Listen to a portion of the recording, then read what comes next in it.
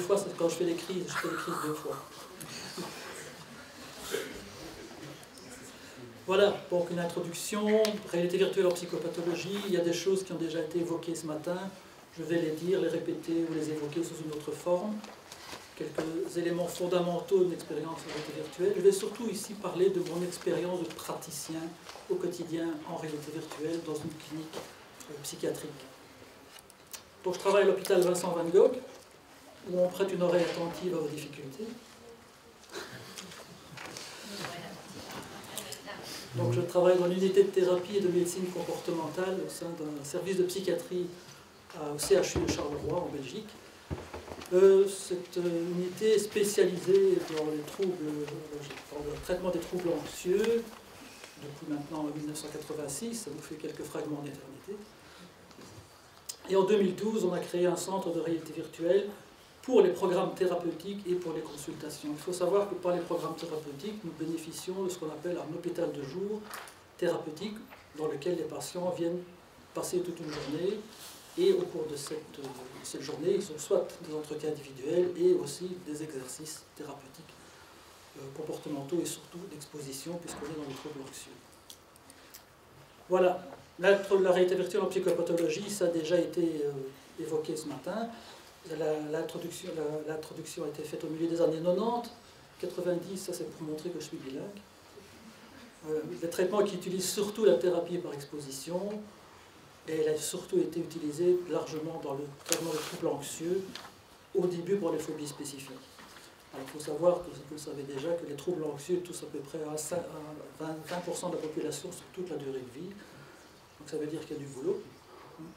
Elle a été testée sur les troubles obsessifs compulsifs, le stress post-traumatique, surtout par Stéphane Bouchard et d'autres auteurs, les troubles des conduites alimentaires par Giuseppe Riva, toutes les addictions, et la diminution du craving, du tabagisme.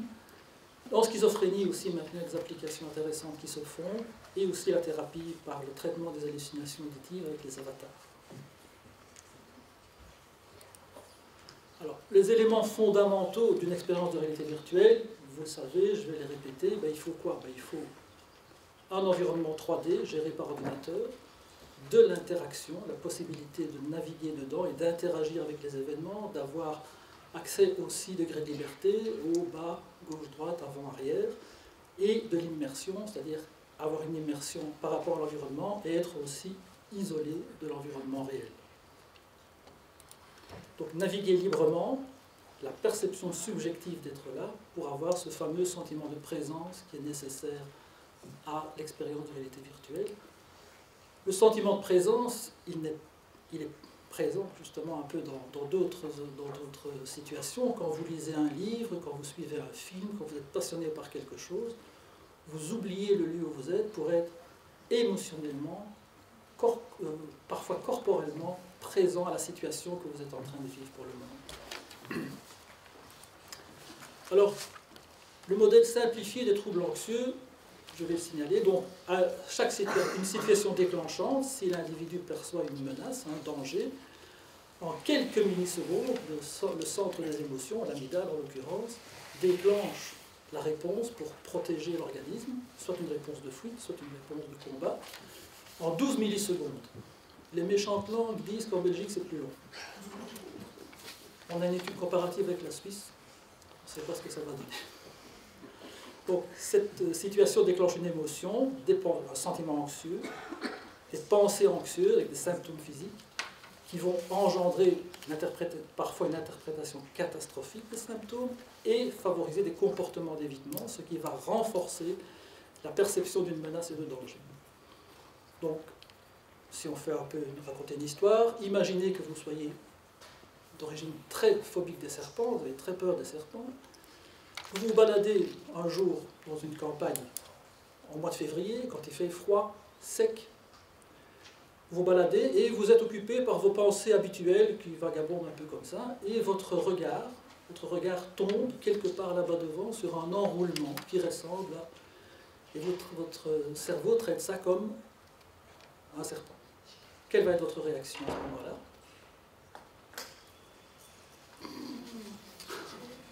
Surprise, figement, et puis retour en arrière, Et seulement après, vous allez pouvoir vous dire, oui, mais enfin, on est sous cette latitude-ci, il fait froid, il fait moins 5 degrés, il n'y a pas de serpent.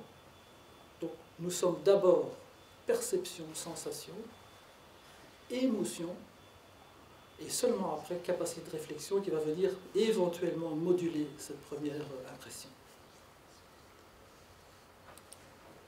Perception, émotion, sensation, c'est le développement de la théorie des troubles anxieux. Donc, ça va favoriser un évitement. Alors, l'évitement, c'est évident, ça apporte un soulagement immédiat. Je ne suis plus en contact avec ce qui me fait peur, mais ça maintient une perception des conséquences négatives, une surestimation des possibilités de danger et une faible perception des capacités individuelles à faire face. Alors, le processus d'évitement, il est illustré ici. Vous avez l'anxiété qui peut monter jusqu'au maximum. Hein. Plus haut que haut, on ne sait pas faire déborder le verre, mais en général, l'anxiété est à son maximum. Il y a un vécu d'inconfort. Si je m'enfuis de la situation, il y a un vécu de soulagement, et ce soulagement immédiat apporté par la fuite renforce l'habitude d'évitement. Et au fur et à mesure, l'anticipation de la situation difficile se maintient, et la personne n'aura pas l'occasion de faire l'expérience qu'il est capable de voir et de vivre les choses autrement. Alors, en thérapie comportementale, il y a plusieurs stratégies d'intervention. Elles ne sont pas dans un ordre chronologique. Il y a des choses qui sont évidemment qu'il vaut mieux faire au début qu'à la fin.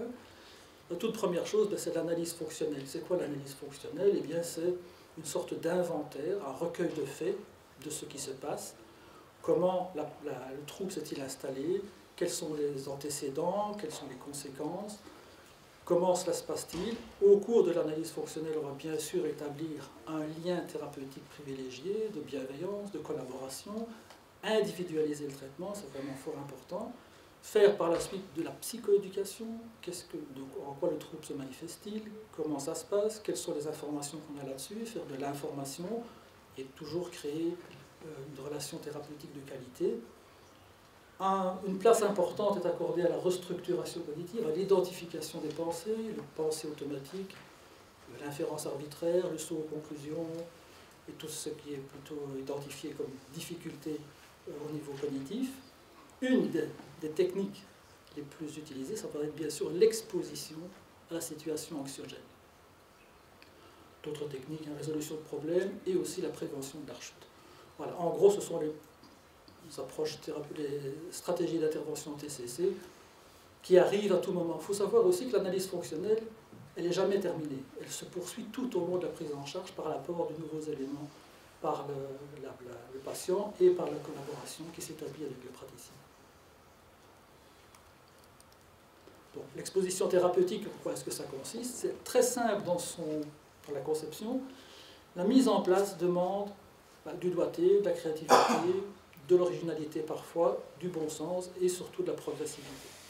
Donc lors de la première exposition, on a choisi la cible, on a choisi la hiérarchie, et bien l'anxiété va monter assez fort. Il y a aussi l'apprentissage par le patient de stratégies d'apaisement, de stratégies de respiration, d'apaisement, de modification des pensées, pour maintenir la personne dans la situation de l'exposition. Donc, ce qu'il faut imaginer, c'est que la progression, c'est un peu l'image de l'escalier. Assez haut pour progresser, assez bas pour ne pas se casser la figure. Donc, y aller progressivement, de façon régulière et surtout bienveillante. Au fur et à mesure qu'on va répéter les expositions d'une même sorte, bien l'anxiété va monter moins haut, l'habituation va se faire plus rapidement et on va aboutir à l'extinction de la réponse anxieuse. Voilà. En général, l'araignée, ça fonctionne bien. Ça consiste, l'exposition consiste à... Je vois qu'il apprécie les araignées ici.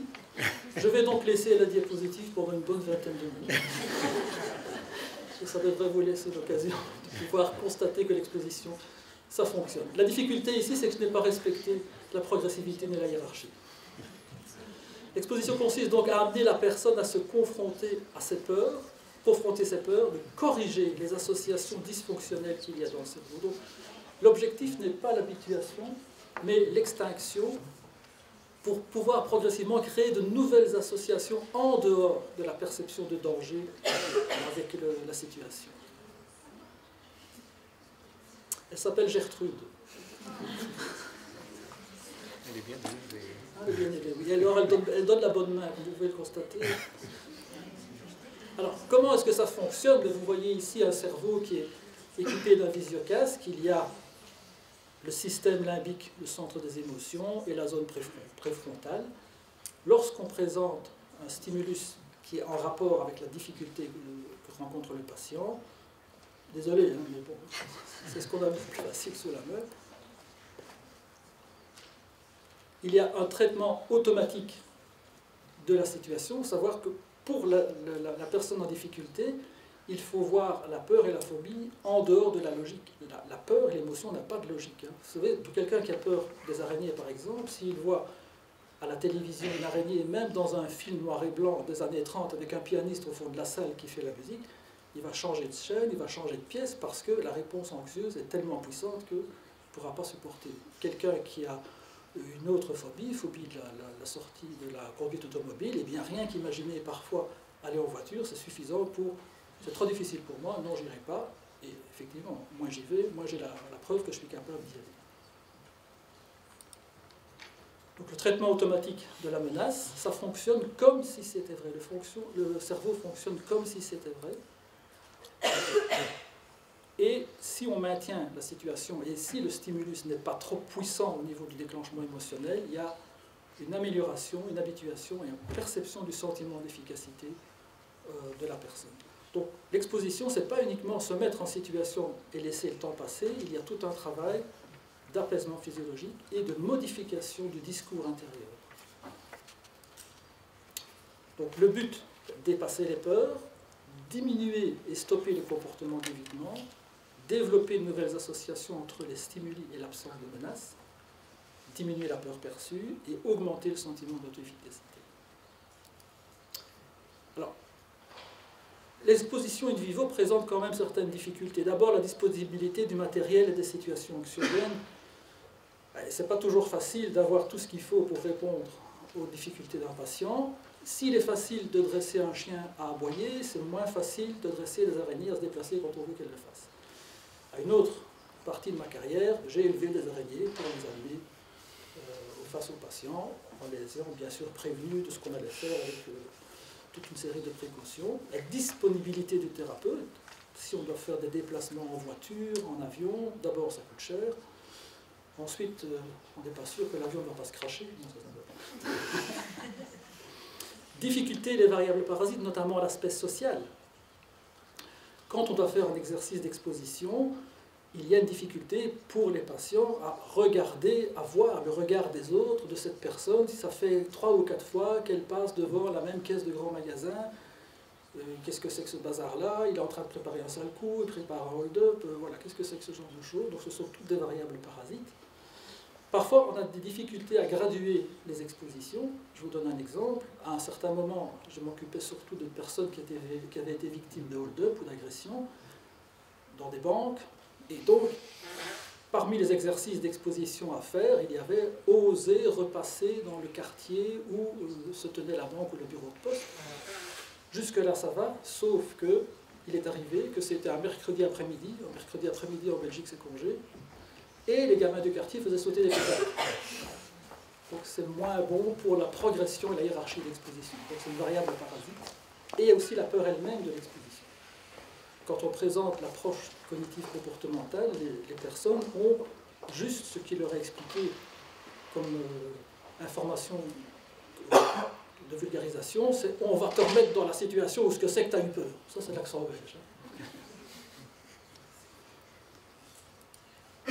Alors, illustration clinique pour vous montrer un peu ce qu'on peut faire. Il s'agit d'un cas de trouble obsessif-compulsif de contamination. C'est un patient qui est âgé de 45 ans. Il a des TOC, un trouble obsessif-compulsif de contamination associé à des compulsions de comportement de lavage. Le TOC, la pensée augmente l'anxiété et très souvent la compulsion a comme fonction de faire baisser l'anxiété. Donc il a un évitement de toute situation, de pensée, qui est en rapport avec la thématique des germes, particulièrement l'urine et les matières fécales. La stratégie thérapeutique, c'est l'exposition avec prévention de réponse. Prévention de réponse, c'est empêcher d'émettre la réponse de compulsion qui va faire baisser l'anxiété. Méthodologie, avant c'est assez classique. Explication, on administre des échelles de propension à l'immersion, acquisition de stratégies d'apaisement, respiration, et surtout augmenter dans ce cas-ci les compétences de restructuration cognitive, les auto-instructions de Menkenbaum notamment. L'étape 1, on va tester un environnement neutre. Il faut savoir qu'un environnement neutre pour un patient peut être un environnement déclenchant pour un autre. Donc l'environnement neutre, il n'existe pas d'environnement neutre spécifique, on le choisit avec le patient. Et bien sûr, la présence, l'échelle de présence et de cybermalaise. On établit la hiérarchie d'exposition et bien sûr, on fait une exposition graduée avec division en zones de progression. C'est quoi la division en zones de progression? La question c'est, aujourd'hui, au cours de cet exercice, vous aimeriez être capable de faire quoi et d'aller jusqu'où? Si on est dans un environnement physique, de déplacement, des toilettes par exemple, eh bien on divise zone verte, ok, pas de problème, zone orange, j'aime pas trop ça, jaune rouge, j'irai pas. Et progressivement, on va jouer sur les frontières de ces trois zones. Alors, ici, il n'y a pas de son, mais c'est des belles toilettes propres. Celles-ci sont propres. Jusque-là, ça va. C'est pour vous montrer les environnements. Ce sont des environnements qui ont été développés par Lucoche avec Stéphane Bouchard, dont c'est l'anniversaire aujourd'hui. Ça, elles sont propres. On va arrêter, on va aller aux suivantes. Vous avez tous vu un urinoir dans votre vie. Alors, niveau de contamination 3. Même chez les dames, c'est dégueulasse. Alors, ce que vous voyez là, la poubelle a été gentiment et de façon très humoristique rebaptisée R2D2 par les patients eux-mêmes. Je trouve que c'est pas mal comme démarche. L'humour peut être utile pour pouvoir aborder les situations.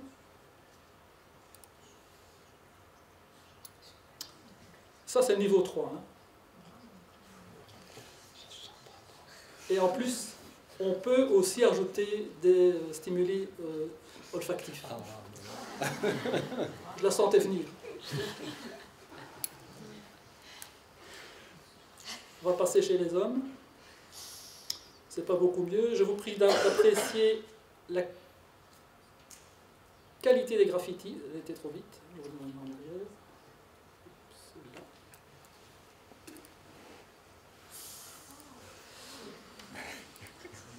Si le patient est en train de progresser, il va aller jusqu'au bout. À un certain moment, il se tient comme ça.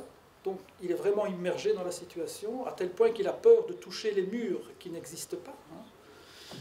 Et donc, il va aller jusqu'au fond. Il dit, voilà, j'ai l'impression que mes chaussures sont contaminées par l'urine. Et il reste dans la situation, il dit à un certain moment, je suis tellement contaminé qu'en sortant d'ici, j'aurais envie d'aller dans la pelouse et m'essuyer les chaussures. Voilà. Il va rester dans la situation, il dit lui-même ce que je ne ferai pas. Donc tous ceux qui ont fait ici en situation de réalité virtuelle, ça dure à peu près 20 minutes, c'est repris dans le décours complet de la journée parce que l'exercice d'exposition se maintient toute la journée. Encore une fois, dans ce genre de situation, il ne s'agit pas d'apprendre à aller se brosser les dents dans l'eau du bain. Ça n'a aucun sens, c'est pas ça. Mais on est au niveau de le fait de pouvoir constater que la menace ou le danger ne se réalise pas. Les avantages de la réalité virtuelle, vous les connaissez. Économie de déplacement, surtout au début, il ne faut pas aller à l'extérieur. On a un environnement contrôlé. Il n'y a aucun incident de sensibilisation imprévisible. Aucun incident, pas tout à fait, parce que parfois les patients peuvent avoir une lecture de l'environnement qui nous a échappé, parce que nous n'avons pas ce problème-là. Ils peuvent percevoir des éléments de l'environnement virtuel qui les font réagir et nous pas. Donc c'est intéressant aussi de pouvoir renégocier ce genre de situation. Ça contourne les habiletés de la visualisation. Il y a bien sûr la confidentialité du bureau. On peut graduer plus facilement les environnements et les expositions. On peut répéter la situation autant de fois que c'est nécessaire, surtout lorsqu'il y a des déplacements. Faire plusieurs atterrissages et décollages en séance, c'est quand même un avantage. Bien sûr, une meilleure motivation, on gagne du temps et du coup, il y a un côté éthique. Pourquoi? Parce que nous avons à l'hôpital des collègues qui ont une spécialisation assez particulière, c'est l'évaluation et la prise en charge des paraphilies. Et donc, il y a parfois des exercices à faire avec des jeunes enfants. Le fait de pouvoir avoir des avatars, ça permet de pouvoir quand même faire des exercices à ce moment-là avec cette population-là. Et bien sûr, l'efficacité est comparable à la TCC classique, supérieure ou comparable à la TCC. Boule de cristal, quel est l'avenir de la réalité virtuelle? Augmentation des praticiens intéressés par la technique. Ça se manifeste de façon assez régulière. Il y a une combinaison croissante de plusieurs technologies, le biofeedback, surtout aussi le tracking visuel qui va nous apporter pas mal d'informations, réduction des coûts, bien sûr, plus grande disponibilité d'environnement, plus d'interactivité, réalité virtuelle, réalité augmentée, avec des applications gratuites comme Spiderphobia qui fonctionne très bien, encore une fois, pour les phobies des araignées, dont la demoiselle là-bas. Et application de plusieurs modalités sensorielles, les odeurs, le toucher. Alors bien sûr, les consoles de future génération, notamment les smartphones, vont favoriser de continuer les exercices thérapeutiques à domicile en étant prudent de les avoir préparés pour ne pas soit perdre du temps, soit de vouloir aller trop vite et se sensibiliser. Je parle des patients qui sont parfois envie d'aller mieux très vite. Bien sûr, la facilité de création d'environnements individualisés, avec, ça a été évoqué ce matin, avec UDK, Unity et Twinmotion, qui est un environnement qui permet en quelques heures d'avoir une carte suffisamment détaillée pour faire des environnements. Développement d'environnements à partir de photos, vidéos 360, avec possibilité d'interaction dans les photos et vidéos. Et on amène l'univers du patient dans le bureau du praticien. Ça marche surtout, c'est surtout efficace pour les gens qui ont un trouble obsessif compulsif. Ils viennent avec une photo 360 de chez eux et on travaille dans le bureau et puis ils retournent chez eux. Il y a des dérives rentabilistes. C'est-à-dire que le risque serait qu'on équipe tout le monde d'un smartphone qui est, comme on l'a évoqué ce matin, une voix à l'intérieur du casque qui vous dit ce qu'il doit faire, mais une vraie voix ou une fausse voix. Et vous voyez que dans l'assistance, il y a quelqu'un qui lève son casque et il demande est-ce qu'il y a quand même un psy pour venir m'aider. Je vous invite à aller voir la technologie complémentaire, c'est le site vrthérapie.charleroi.be où vous pouvez avoir accès à des environnements gratuits sur plusieurs thèmes, notamment araignées, encore une fois, agoraphobie, claustrophobie, acrophobie, et la progression des exercices, en tout cas des photos, est notre logique, mais c'est libre au praticien de l'adapter à sa pratique. Conclusion, la réalité virtuelle permet d'enrichir le traitement, de l'individualiser, de faciliter la collaboration patient.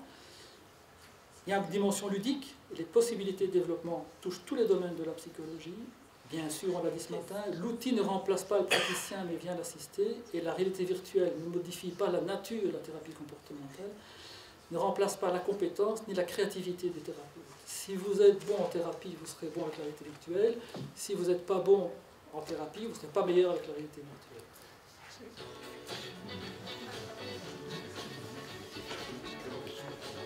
Merci beaucoup.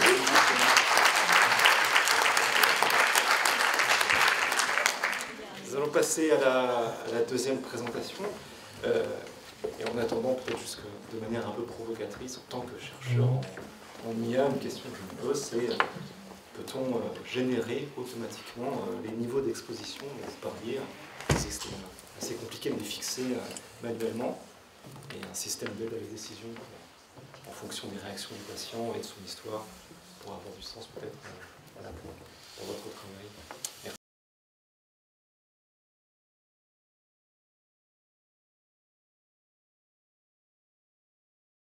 Bonjour à tous. Je tenais moi aussi à remercier les organisateurs de la conférence de m'avoir invité.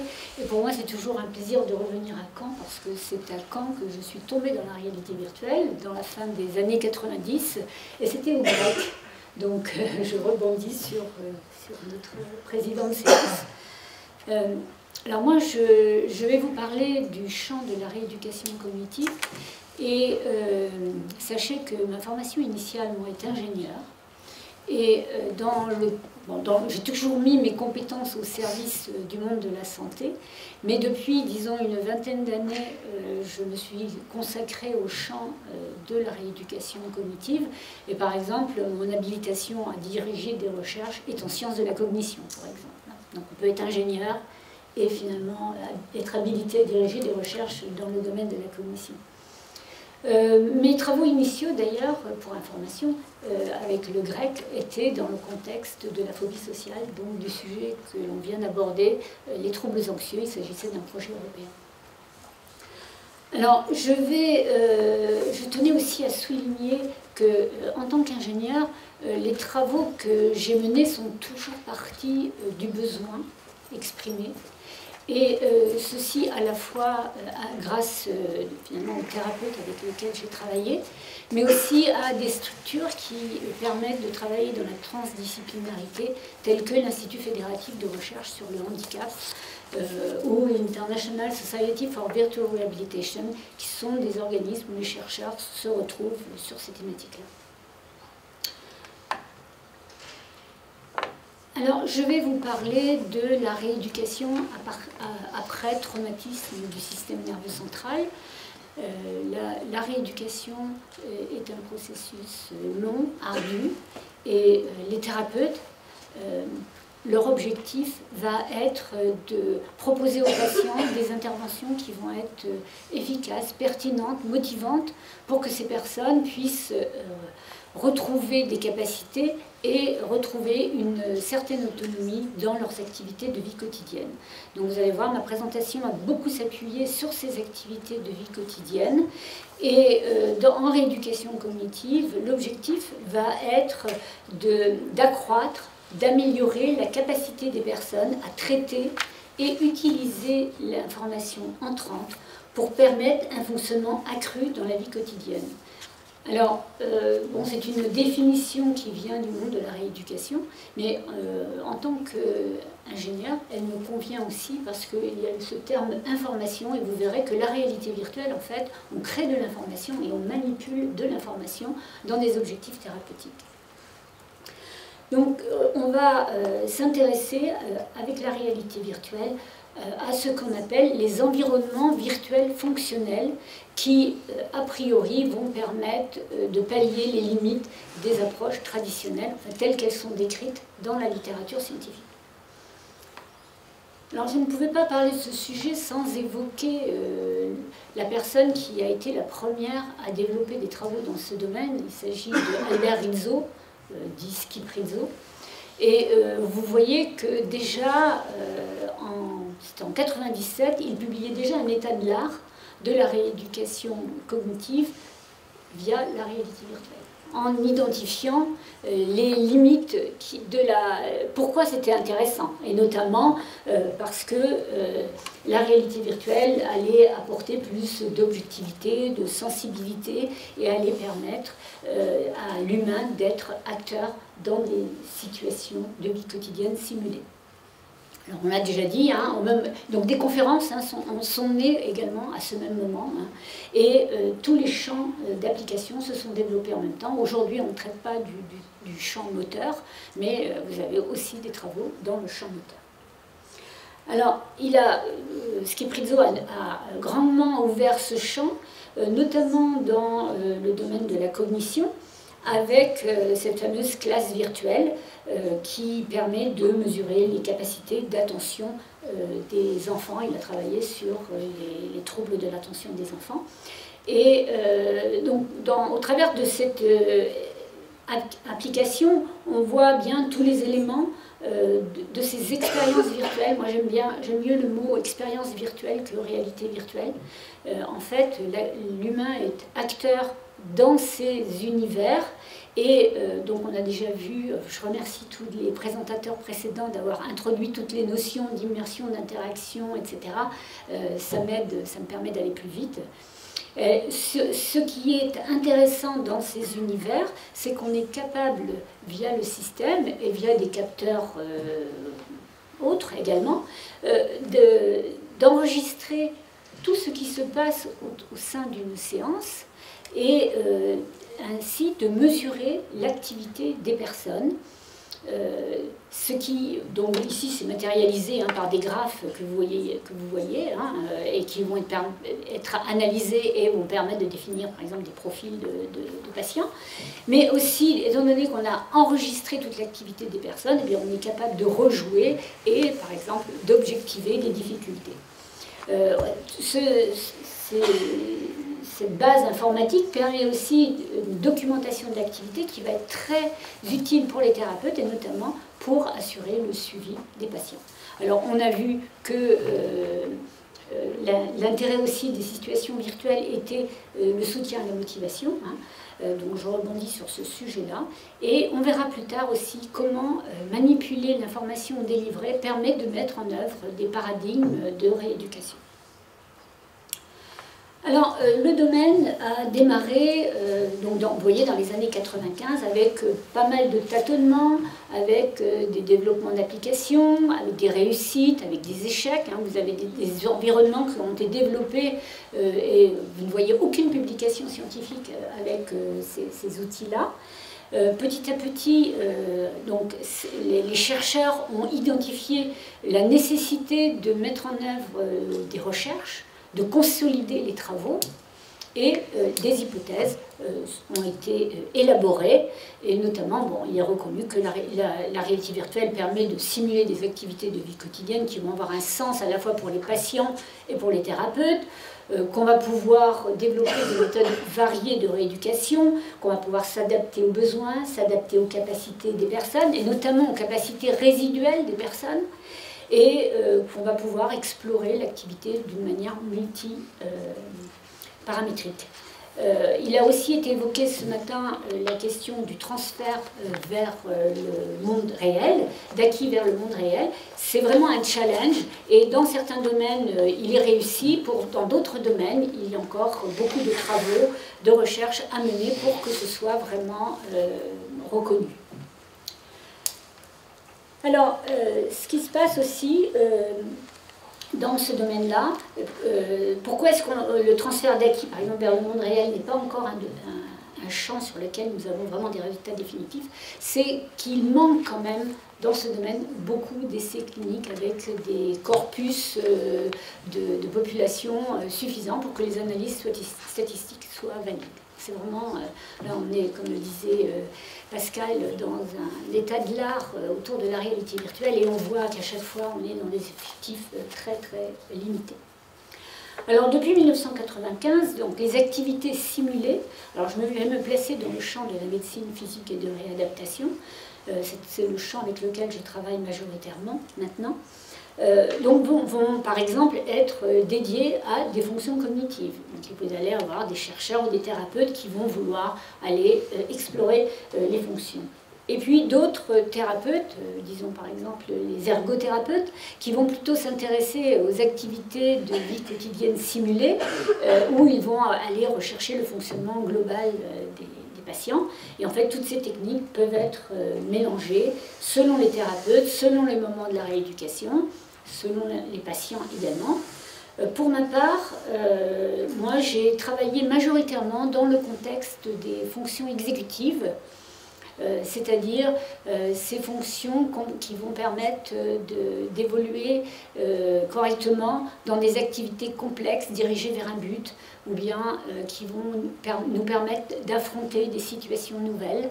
Ces fonctions qui ont diverses composantes, dont une d'entre elles est la planification, dont je vais parler par la suite. Alors, je vais m'appuyer maintenant sur le travail que j'ai mené dans ce domaine et ce travail, dans le contexte des fonctions exécutives, s'appuie sur la littérature qui montre que pour être efficace dans l'évaluation et dans le traitement des fonctions exécutives, il faut placer le patient dans des situations écologiques complexes qui représentent des activités de la vie quotidienne. Donc on se situe dans ce domaine et nous avons développé avec le CHU du Caen, et à l'époque c'était la neurologue Rosemarie Marié, un outil, un paradigme qui s'apparente à une tâche de course dont le patient a une série d'actions, et en réalisant cette série d'actions, ça nous permet d'analyser ses choix stratégiques et donc ses capacités de planification. Donc on se situe dans un univers virtuel qui est un supermarché virtuel, dans lequel le patient va évoluer en...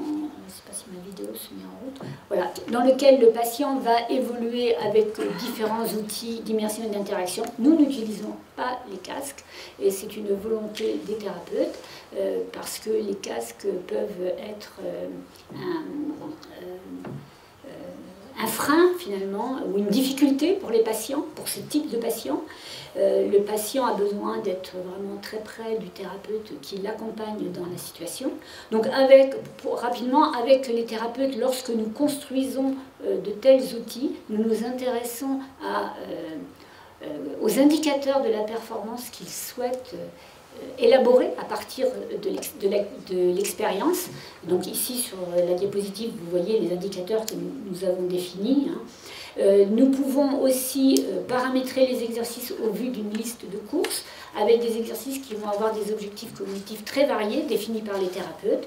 On peut rejouer aussi les séances, c'est ce que vous montre la vision de dessus du supermarché et de trajectoire. Et bien sûr, tout ceci peut être utilisé pour évaluer des capacités, s'entraîner, travailler des difficultés, et développer aussi des capacités. Donc dans cette démarche, donc nous avons mené des travaux dans cette démarche, mais je vous expliquais aussi que la réalité virtuelle nous permet de manipuler l'information, et donc, à la demande des thérapeutes, nous avons introduit cette notion de stimuli logiciel additionnel. En fait, c'est une information qui n'est pas nécessaire à la tâche, mais dont on voudrait examiner l'impact dans l'expérience virtuelle. Alors, nous avons ce qu'on appelle des stimuli contextuels, c'est-à-dire qui vont être liés à la tâche, et des stimuli non contextuels qui vont venir ici pour perturber les personnes. Alors, avec ces thérapeutes, nous situons dans une démarche qui part de leurs besoins d'outils de rééducation, et notre objectif a été d'aller jusqu'à l'élaboration de ces outils et faire en sorte qu'ils soient, entre guillemets, achetables, quelque part. Donc, ces outils, quels qu'ils soient en réalité virtuelle, pour pouvoir être utilisés en thérapie, eh bien, il faut qu'ils vivent une sorte de cycle vertueux dans lequel, au départ, on va aller examiner des questions de tolérance, de faisabilité, acceptation. Quand je parle de tolérance, par exemple, on utilise de la réalité virtuelle. On a déjà entendu que la réalité virtuelle pouvait créer des cybermalaises. Donc, il faut éliminer tous ces aspects-là pour pouvoir être au plus près pour être certain que la situation va être confortable pour le patient. Après, les outils sont développés dans des objectifs thérapeutiques. Il faut aller regarder si vraiment les outils remplissent ces objectifs thérapeutiques. Et puis enfin, on veut amener les personnes vers leur vie quotidienne. Donc, est-ce que ces outils permettent d'aller vers la vie quotidienne ? Donc, nous avons mené des travaux avec beaucoup d'équipes, beaucoup de populations de patients, et dans différents pays. Et je vais revenir sur quelques applications, quelques travaux pour juste faire une petite description de ce chemin parcouru. Donc ici à Caen, nous étions dans le contexte de la maladie de Parkinson, et notre objectif c'était d'évaluer la planification de l'action chez les patients parkinsoniens. Donc dans les études que nous avons menées ici, eh bien, nous avons déjà pu valider que cette technologie pouvait être utilisée par des personnes âgées, que le paradigme mis en place permettait d'identifier des difficultés de planification et de différencier entre des personnes âgées saines et des personnes âgées ayant la maladie de Parkinson. Nous avons aussi, bien sûr, à chaque fois, on utilise les outils classiques d'évaluation neuropsychologique, et nous avons pu montrer aussi une sensibilité meilleure de ce type d'outils par rapport aux outils traditionnels. Alors, les travaux ont été très vite... une équipe israélienne s'est très vite intéressée aux travaux menés avec cet outil, et donc ce qui pose la question aussi de l'évolution de la langue, disons de l'accessibilité du contenu par les patients, le passage à l'hébreu, etc. Et donc avec ces équipes, nous avons travaillé sur de nombreuses populations, notamment après AVC, avec des troubles cognitifs légers, avec schizophrénie, et on a pu ainsi montrer des profils de patients, qu'il y avait selon les indicateurs de performance dans la tâche, eh bien, on était capable de discriminer avec différents types de populations.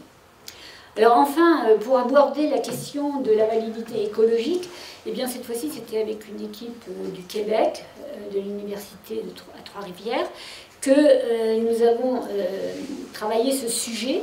Les patients schizophrènes réalisaient une tâche de course dans le supermarché virtuel, une tâche de course dans la vie réelle, et ces deux tâches de course étaient évaluées avec un même outil qui s'appelle le Perceive, Recall, Plan and Perform.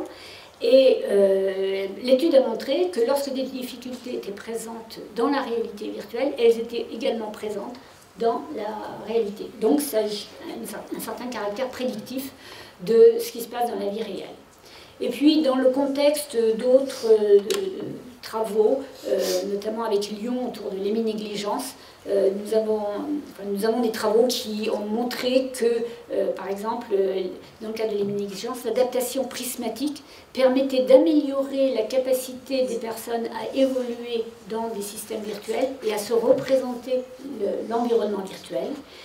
Et enfin, dans le contexte de la cognition spatiale, nous avons exploré en quoi les stimuli auditifs qui étaient apportés pouvaient être un gain pour les personnes qui expérimentaient dans l'univers virtuel. Et nous avons montré que c'était les personnes qui avaient des déficits qui avaient un gain le plus grand, puisque a priori les personnes saines n'avaient pas besoin de ces stimuli.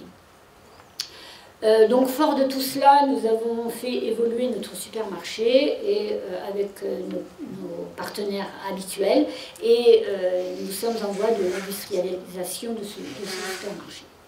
Alors, ce que je voulais dire en conclusion, c'est que pendant toutes ces années, eh bien, il y a différentes applications se sont développées. Donc, il y a eu le continuum des technologies, mais il y a aussi le continuum des applications. Et ces applications, elles se sont développées avec des usages, soit des conditions immersives devant un ordinateur, devant un écran, mais aussi vers des visiocasques, avec l'exploration de diverses fonctions, diverses pathologies, avec divers objectifs de rééducation. Alors pourquoi le monde de la rééducation s'intéresse-t-il à cette simulation de la vie ordinaire ? Parce que ça leur permet de continuer dans leur approche de vision globale, contextualisée, fondée sur l'activité. La réalité virtuelle permet de poursuivre cette approche. Et par ailleurs, on peut ajouter du contrôle à l'environnement, on peut lever des barrières, on peut faciliter les actions, graduer finalement, comme dans les psychothérapies, et se mettre au niveau des patients et les faire progresser. Enfin, dans ce champ, il subsiste la nécessité de validation scientifique. C'est vraiment un besoin toujours criant. Et d'autre part, si on veut permettre l'accès aux outils, eh bien, il faut aussi réussir à entraîner plus d'industriels dans ces démarches. C'est aussi un défi. Alors, en guise de perspective, autre défi, c'est intégrer ces technologies dans le raisonnement clinique. Les thérapeutes qui sont motivés, avec lesquels nous travaillons, savent le faire. Et ils ont aussi un rôle finalement de formation vers les autres thérapeutes qui, eux, sont plus novices. On voit que ces outils pénètrent les usages et on va jusqu'au domicile dans les perspectives, mais tout ceci doit être encadré par la réglementation et notamment à l'heure actuelle, on va vers la réglementation des dispositifs médicaux. On est aussi dans notre univers très favorable à la diffusion des expériences, des pratiques aux communautés d'usagers pour partager. Et là encore, je rebondis sur ce qui a été dit, la réalité virtuelle n'est qu'une médiation. Le thérapeute est bien sûr important aux côtés des patients, et notamment pour guider la façon dont les outils vont être utilisés. Et on voit que ces outils se démocratisent, on entend parler depuis 2 ou 3 ans réalité virtuelle, c'est systématiquement les casques. Attention, un casque n'est qu'un dispositif, sans le contenu, il n'y a rien. Donc le contenu dans le casque est extrêmement important. Et non seulement ça, un casque, c'est quelque chose qui modifient vos perceptions. Donc non seulement le contenu va avoir un impact sur le patient, mais le fait de porter un casque, personnellement, moi je suis très mal à l'aise avec les casques, je peux très vite être malade dans un univers virtuel. Et donc, il faut avoir des propositions qui ne soient pas systématiquement sous forme de casque. Il faut le casque, ok, mais si la personne ne supporte pas, il faut pouvoir proposer aussi une vision sur écran où la personne sera certainement en meilleure situation. Et je souligne aussi, moi, ce que j'appelle les mésusages, c'est-à-dire ce que tu as appelé... comment tu as appelé ça tout à l'heure. En fait, c'est pas parce que la technologie existe que n'importe quel thérapeute peut l'utiliser et va être bon pour l'utiliser. Il faut des connaissances, il faut peut-être pas une formation, mais en tout cas des connaissances, une bonne pratique. Donc il y a de nombreuses questions éthiques. Bon, je pourrais aussi évoquer par exemple les questions éthiques autour de la violence. Et il faut savoir aussi que la réalité virtuelle, alors, nous, on va l'utiliser pour avoir un impact sur la santé, une récupération de capacité, mais ça a aussi un impact, ça peut avoir un impact sur la santé en termes de désagréments.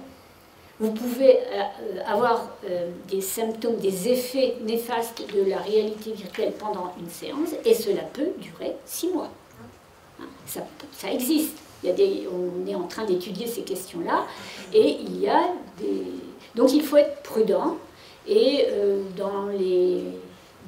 en 2020, je pense qu'il y aura un certain nombre de recommandations qui apparaîtront et qui permettront de mieux cadrer tous ces usages. Voilà, je vous remercie.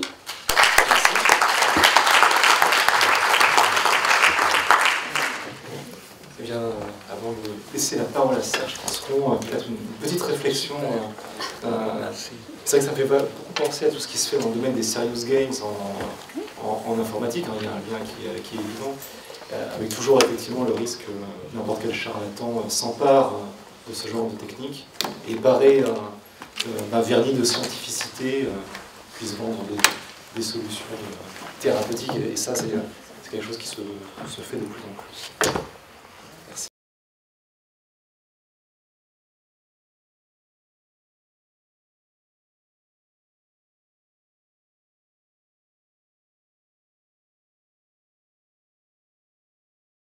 Je vous en prie. Bien, merci aux organisateurs de m'avoir permis d'intervenir maintenant, puisque Bernard Andrieux n'est pas là. Alors, beaucoup de choses vous ont déjà été dites, hein, et j'ai sélectionné quelques slides d'un PowerPoint, en fait, beaucoup plus long, en essayant de centrer plus sur l'aspect psychologique et l'aspect social. Evelyne vous a dit que des préconisations allaient être faites dans le domaine éthique au cours de l'année 2020, et effectivement, elle ne vous l'a pas dit, mais Pascal Piolino, Evelyne et moi-même faisons partie de la commission que l'ANSES, l'Agence nationale de sécurité sanitaire, a mis en place pour faire des propositions éthiques dans le domaine de la réalité virtuelle. Donc, je vais peut-être passer un peu vite sur certains slides et rester un peu plus sur d'autres. Voilà, donc, déjà, on n'a pas parlé de réalité augmentée à aucun moment, donc je pense que c'est quand même important que vous partiez d'ici en ayant bien une représentation claire de la réalité virtuelle et de la réalité augmentée. La réalité augmentée, vous voyez, un smartphone, voilà, on a des projections sur l'image, des insertions sur l'image de différents types d'espaces que l'on peut trouver dans une rue.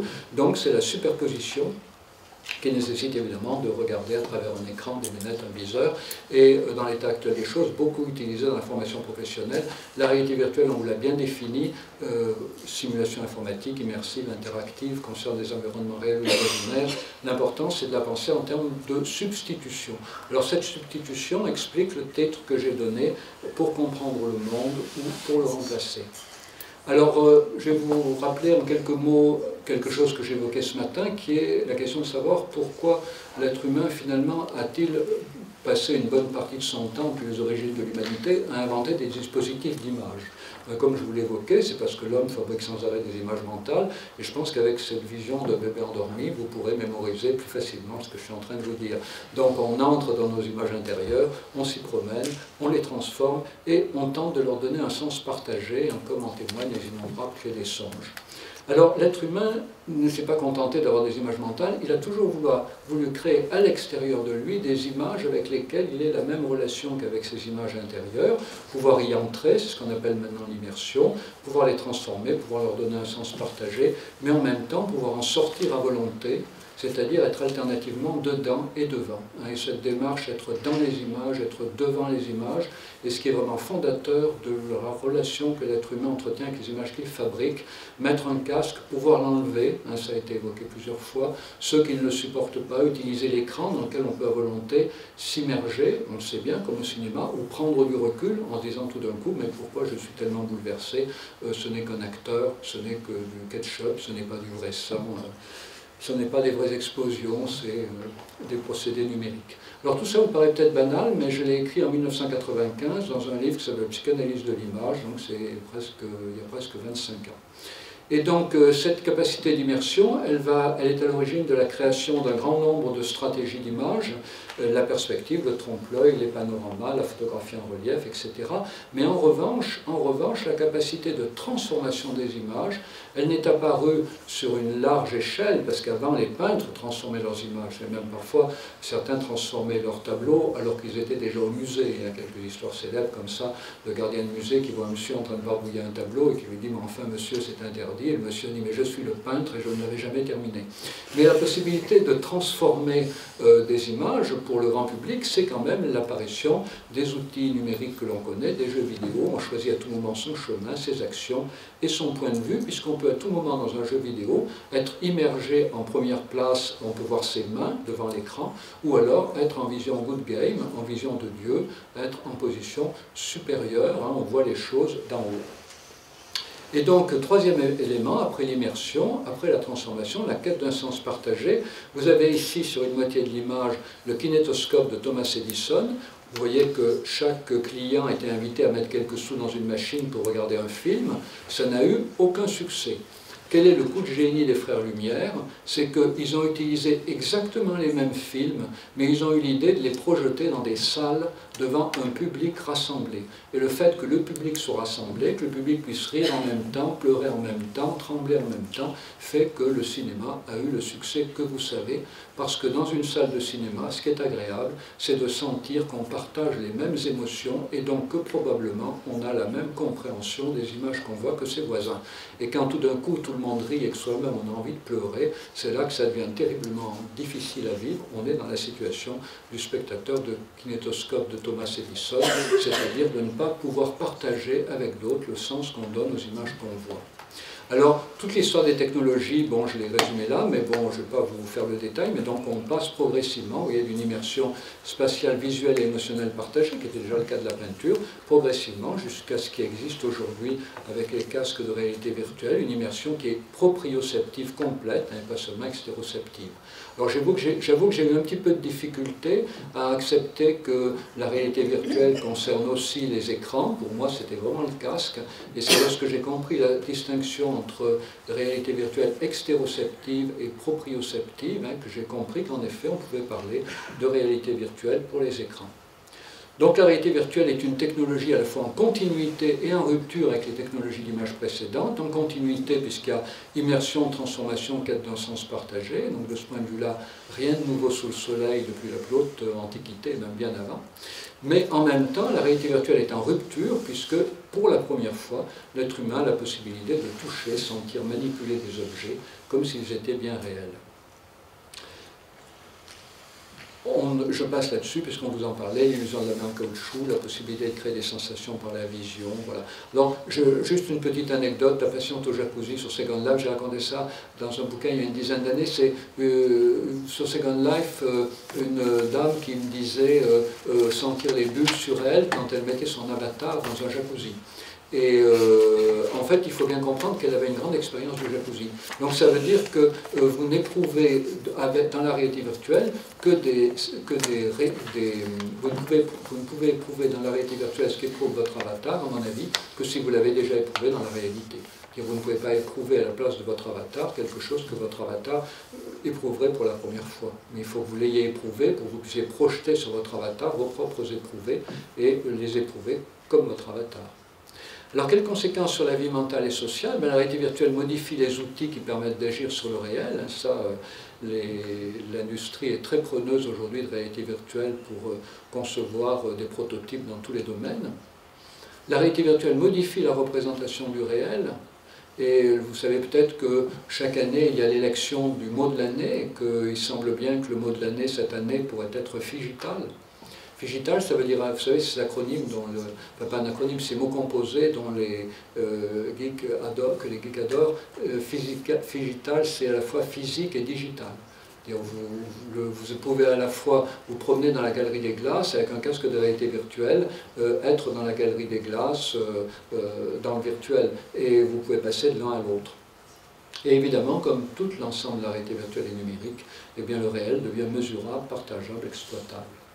La réalité virtuelle modifie la relation de chacun avec lui-même, donc j'insisterai pas. Là, c'est des images d'un jeu vidéo que vous connaissez tous, c'est World of Warcraft, qui a été le premier jeu vidéo à ma connaissance à offrir un tel éventail de possibilités identificatoires aux joueurs. Vous savez que selon l'avatar que le joueur se fabriquait, un bon psychologue pouvait pratiquement y trouver l'équivalent du matériel du Rorschach. On pouvait savoir comment quelqu'un percevait le monde et se percevait lui-même à partir de l'avatar qu'il s'était choisi et des pouvoirs qu'il lui avait donnés. Et du coup, chacun peut vivre à la fois dans son existence physique et dans son existence numérique. Vous avez un film très bien là-dessus de Spielberg, Real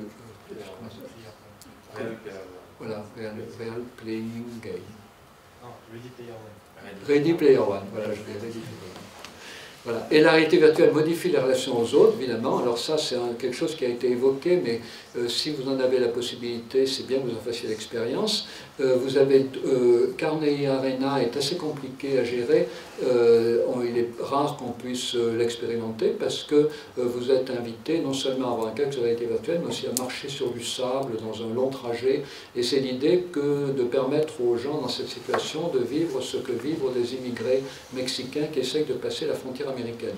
En revanche, vous avez un dispositif qui voyage beaucoup, qui s'appelle The Enemy, qui vous permet de parler avec, dans 4 situations différentes, dans 4 situations de conflit dans le monde, avec un combattant d'un camp et un combattant de l'autre camp, et de leur parler comme si vous étiez un journaliste en train de les interviewer dans une grande proximité, évidemment émotionnelle.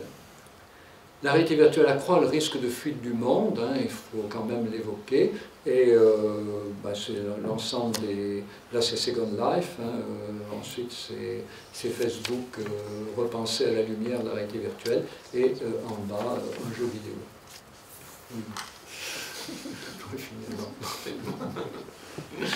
Voilà. Alors, quelles utilisations en santé mentale? Beaucoup de choses là encore vous ont été dites, donc je vais simplement les lister. Le traitement des phobies, évidemment, et il y en a beaucoup, voilà, phobie de rougir, des araignées, phobie des espaces, peur de voler, de parler en public, peur de conduire. Et l'idée, ça vous a été largement développé par Noël Scherrer, c'est l'idée que on va économiser beaucoup de temps et beaucoup de complications et beaucoup de fatigue en utilisant la réalité virtuelle par rapport au premier protocole de thérapie comportementale que j'ai expérimenté dans les années 1980, qui consistait à prendre des patients sous le bras presque et les obliger à aller à l'aéroport d'Orly pour voir s'envoler des avions, faire quelques pas sur l'échelle qui permettait de monter dans la carlingue. Donc tout ça était évidemment extrêmement lourd à mettre en pratique, et grâce à la réalité virtuelle, évidemment, tout ça est beaucoup plus facile à gérer, et comme vous le voyez écrit, il a été montré que cette immersion progressive est beaucoup moins violente, mais en même temps, elle est aussi efficace, elle peut être beaucoup plus fractionnée, beaucoup plus contrôlée. Traitement des troubles de l'image corporelle, troubles alimentaires, je crois que c'est Evelyne qui avait fait cette association de 4 images, j'ai dû récupérer ça quelque part dans un livre que tu avais fait. Voilà. Et puis remédiation cognitive, elle nous en a parlé très longuement. Alors je voudrais aussi parler de la réduction des syndromes douloureux chroniques, parce que vous savez que l'utilisation des jeux vidéo déjà permet à des enfants qui ont des maladies très douloureuses de mieux supporter ces maladies et aussi éventuellement de mieux supporter les traitements qui leur sont faits quand les traitements sont eux aussi très douloureux. Et il y a l'idée maintenant de permettre de franchir un pas de plus grâce à la réalité virtuelle, non seulement leur proposer un espace de jeux vidéo, qui est donc un espace sans fin quand ils se mettent dessus, mais leur proposer des espaces de réalité virtuelle à durée limitée, dans lesquels ils sont invités à s'échapper du monde dans lequel ils se trouvent le temps qui leur est nécessaire pour oublier leurs souffrances ou leurs difficultés. Ils y reviennent de toute façon bien assez vite. Et là, vous avez un projet qui a été présenté par un organisme qui s'appelle le Rire Médecin, qui aujourd'hui consiste à faire intervenir des clowns bien physiques dans les chambres d'enfants ayant des pathologies graves, lourdes, de manière à les distraire pendant 5-10 minutes de leur souffrance ou de leur solitude. Et donc, comme les clowns de Rire Médecin sont trop peu nombreux, ils ont imaginé des espaces de réalité virtuelle qui puissent prendre parfois le relais pour certains enfants en grande souffrance. Il y a quelque chose qui ne vous a pas été évoqué, c'est les prises en charge des syndromes post-traumatiques. Et c'est quelque chose qui est beaucoup développé aux États-Unis. Je ne sais pas trop pour ce qu'il en est de la France actuellement. Et vous voyez qu'il y a même l'utilisation d'un sim coach. Alors pourquoi? Parce que un grand nombre de syndromes post-traumatiques des soldats américains semblent liés non pas à des situations dans lesquelles ils auraient été eux-mêmes ou des situations dans lesquelles leurs collègues de combat auraient été eux-mêmes victimes d'agressions, d'explosions, de blessures, mais il semblerait qu'un grand nombre de stress post-traumatique résulte de situations dans lesquelles les soldats américains auraient été des agresseurs, mais des agresseurs ensuite honteux ou coupables d'avoir tué des innocents. Et donc du coup, cette situation extrêmement complexe pour eux, puisqu'ils sont finalement ravagés par la honte de choses qui ne correspondent pas à leur éthique personnelle ou militaire, cette situation très complexe pour eux semblerait pouvoir être dénouée plus facilement par un coach, par un sim coach, c'est-à-dire par une figure sur un écran, dans la mesure où ils peuvent à cette figure raconter tout ce qu'ils veulent, sans que cette figure ne s'en émeuve jamais. Et vous savez que c'est le grand problème de la psychothérapie, lorsqu'on a affaire à des patients qui ont vécu des situations extrêmes, c'est qu'à certains moments, inévitablement, ce qu'ils racontent provoque un haussement de sourcils ou une mimique d'inquiétude, voire même une mimique de honte pour ce qu'ils racontaient. Et évidemment, ce lever de sourcils, cette mimique de gêne de la part du thérapeute, fait toujours courir le risque de bloquer le patient dans ce qu'il est en train de dire, parce qu'il a l'impression qu'il a excédé les bornes de l'humain. Donc l'idée d'utiliser un personnage virtuel pour favoriser les confidences chez des personnes ayant vécu comme acteurs des situations dans lesquelles elles se sont trouvées victimes de stress post-traumatique à la suite d'actions qu'elles ont accomplies elles-mêmes. Alors oui, mais faut-il s'en inquiéter? Non, alors je vous dis ça parce que, oui, j'ai quasiment fini, parce que, vous savez, dès qu'il y a une nouvelle technologie d'image, il y a beaucoup d'inquiétudes. Mais il faut bien comprendre que l'homme a toujours développé des stratégies pour y entrer et en sortir à volonté. C'est ça finalement, la seule chose dont il faut s'inquiéter, ça serait qu'un jour on puisse nous imposer de la réalité virtuelle sans nous permettre de savoir si c'est de la réalité virtuelle ou pas. D'une certaine manière, ça existe déjà, il suffit de regarder le journal télévisé. On ne sait jamais si ce qu'on vous raconte, c'est la réalité ou pas. Ce qui crée d'ailleurs aujourd'hui beaucoup d'inquiétudes. Quand on joue à un jeu vidéo, on sait que ce n'est pas la réalité. Quand on regarde le JT, ou quand on regarde certains reportages de journalistes, même quand on lit son journal, on ne sait jamais trop. Mais donc, à partir du moment où on a la possibilité d'entrer et de sortir à volonté, ma foi, c'est la stratégie qu'a toujours utilisé l'être humain. Vous savez, c'est déjà la stratégie du trompe-l'œil. Pas oublier que le trompe-l'œil a angoissé déjà des générations. Mais le trompe-l'œil, l'idée, c'est qu'on fait un pas de côté et on dit « Ah oui, tiens, mais c'est vrai, je me trompe. » Voilà. la réalité, le 3D, etc. Même chose. Alors donc les nouvelles générations ont plus de distance pour se désolidariser de leurs expériences que de leurs avatars que les sujets les plus âgés. Voilà, ça c'est également important. Il faut bien comprendre que la pratique d'une technologie nouvelle prépare à aborder la technologie suivante dans les meilleures conditions.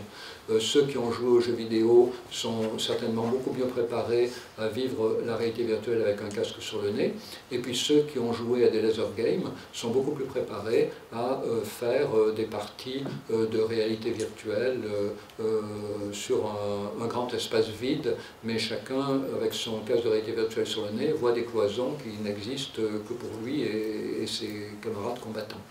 Et puis bien sûr la nécessité d'un cadre éthique, donc auquel un certain nombre de gens réfléchissent. Voilà. Alors bien sûr, toujours revenir à la question des valeurs, hein, voilà, soit devenir plus puissant, plus compétitif, plus conquérant, soit permettre de mieux nous connaître nous-mêmes. Et ça, la réalité virtuelle peut vraiment être utilisée dans ces trois domaines, mieux nous connaître nous-mêmes, mieux connaître les autres, hein, et puis mieux nous engager dans des tâches collaboratives. Voilà, merci de votre attention.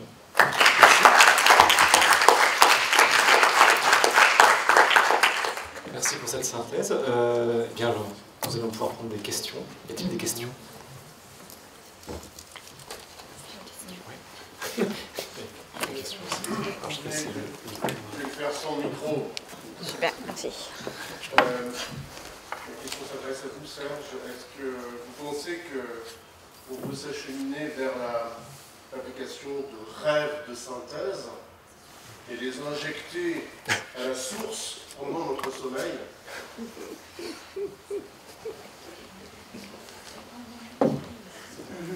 Vous savez, il y a un truc que je donne toujours répéter, vous l'avez dû l'entendre, c'est que on peut être sûr que d'une chose pour l'avenir, c'est que ceux qui essayent de le prédire aujourd'hui seront ridicules demain.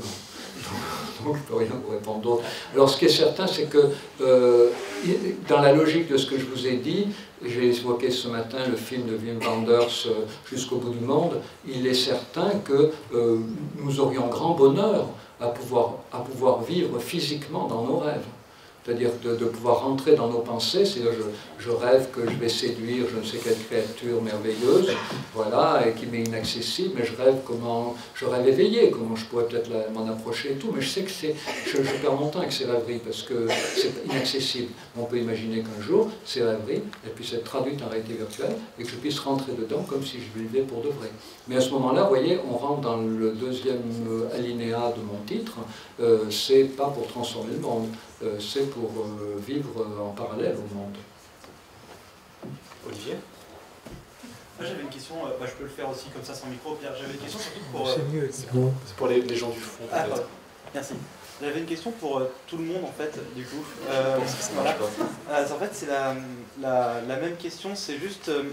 on sait qu'aujourd'hui, on peut s'immerger dans n'importe quelle œuvre, donc comme vous l'avez dit, hein, cinéma, livre aussi, et tout ça. Mais il y a quelque chose aussi qui joue dans l'image, c'est aussi la qualité, on va dire, de l'image. Et on ne va pas le nier, aujourd'hui, tout ce qui touche à la réalité virtuelle, c'est pas très beau au niveau du réalisme. Est-ce que vous pensez, au niveau de tout ce qui est rééducation cognitive, au niveau de ce qui est thérapie TCC et autres, en fait, qu'il y aura un impact différent lorsqu'on aura des images qui seront tellement réalistes qu'on aura l'impression vraiment qu'on est dans du réel, en fait? Je peux apporter un premier élément de réponse. Ce sont des sujets qui ont été étudiés. Jusqu'où faut-il aller dans le réalisme? Et le scan valley qui a été évoqué ce matin, elle existe aussi dans le monde de la réalité virtuelle. En ce qui concerne la représentation des univers, il y a une expérience qui s'appelle le Pit Room. Et c'est une expérience virtuelle dans laquelle vous marchez autour d'un trou, vous portez un casque, vous marchez autour d'un trou, et vous devez jeter des objets dans un salon qui se trouve au fond du trou. Et ils ont fait l'expérience, un lieu extrêmement réaliste, bien dessiné, etc. Et ils ont dégradé, jusqu'à aller jusqu'à la structure en fil de fer qui est à la base de tout environnement virtuel. Eh bien, l'effet était le même. Parce qu'en fait, ce qui était important, c'était l'effet de profondeur. C'était pas autre chose. Donc à partir du moment où l'effet de profondeur était rendu, c'était suffisant. Et en psychothérapie, pour certaines choses, par exemple dans l'arachnophobie, vous n'avez pas besoin de modéliser correctement l'environnement. Hein. Une tâche avec WIPAC, ça suffit. Oui, pour aller un peu dans le même sens, du point de vue de quelqu'un qui est très anxieux, c'est ce que Evelyne a dit, le déclenchement de l'amygdale, c'est suffisant pour déclencher l'émotion. Ce qui se passe au niveau pratique quotidien, c'est quand on a affaire à des gamers. Eux, ils peuvent shifter, comme on dit en franglais, d'un état à un autre, ils disent « Ah, ça ne me fait rien du tout, c'est pas aussi beau que mes jeux vidéo ». Donc, il sort de l'émotion, et c'est un évitement cognitif, comme on dit dans le jargon. Et puis après, il y a des gens très doués qui disent « Bon, ok, ça va, je ne joue plus à ça, ah, maintenant ça me fait peur ». Et c'est vraiment intéressant de constater ça. Maintenant, je pense que c'est la démarche des académiques de faire des recherches là-dessus. Tous les intervenants ont insisté sur le fait qu'en réalité virtuelle, il y avait de l'immersion et de l'interaction. Je pense qu'il faut bien comprendre ces deux caractéristiques sont extrêmement liées.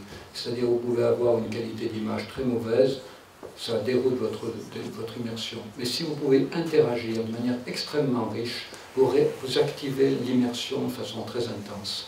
Et inversement, si vous avez une très belle image et vous interagissez peu, mais elle est tellement belle, cette image, que vous avez le désir d'être à l'intérieur et l'immersion fonctionne. Donc ce qu'il faut toujours penser, c'est l'articulation de l'immersion et de l'interaction. Et également du sens que vous pouvez y donner, parce que si ça n'a pas de sens pour vous, si ça vous déroute complètement, ben, l'immersion sera bien moindre aussi, évidemment. Alors que si ça fait sens pour vous, vous aurez un désir d'y entrer beaucoup plus grand, parce que vous y trouverez une résonance avec vos préoccupations personnelles. Donc en fait, c'est ces trois caractères qu'il faut prendre en même temps. Immersion, transformation et quête du sens. On va bientôt s'arrêter. Vous vouliez faire une intervention, vous aviez fait un signe. Non, en fait, c'était pour continuer sur la question du réalisme. Il y a le réalisme de la situation. Il n'y a pas que le réalisme visuel, il y a le réalisme psychologique, il y a le réalisme de la situation. Donc, le réalisme, c'est compliqué en réalité virtuelle. Et par ailleurs, dans un univers virtuel, donc il y a l'interaction, mais vous avez aussi la navigation. Et si vous êtes malade à cause de la navigation qui est trop rapide, même que l'univers soit beau ou pas beau, vous serez malade, donc vous arrêterez. Donc c'est toute une composante, tout un ensemble de composantes qu'il faut bien gérer, de façon à ce que ce soit adapté, toléré. Et c'est pour ça que ces questions sur... au début, quand on travaille sur une nouvelle application, il faut absolument aller examiner ces questions de cybersickness, de tolérance, indépendamment de l'objectif clinique qui est visé. Merci beaucoup. Je pense que nous allons nous arrêter ici. Il y a une petite pause de prévu. Comment ? Un quart d'heure de pause. Et il est possible quand même de continuer cette discussion. Merci beaucoup. Merci.